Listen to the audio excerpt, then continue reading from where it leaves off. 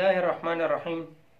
किसी शख्स के कान से, किसी शख्स के आँख से, किसी शख्स के नाक से दर्द की वजह से पानी निकलता हो, यानी अंदर कोई ज़ख़म हो, वो दर्द कर रहा हो और उसकी वजह से ये पानी निकल रहा हो, तो ये सारी चीज़ें इसके लिए नाक़िस वज़ू है, इससे वज़ू टूट जाती है।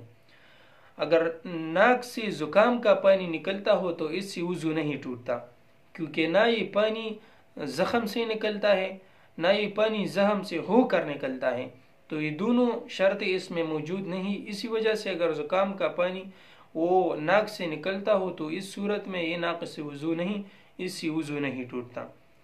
इस तरह जो नाक में महज वो रेज़श मुंजमद हो गई हो तो वो भी नाक़िस वज़ू नहीं।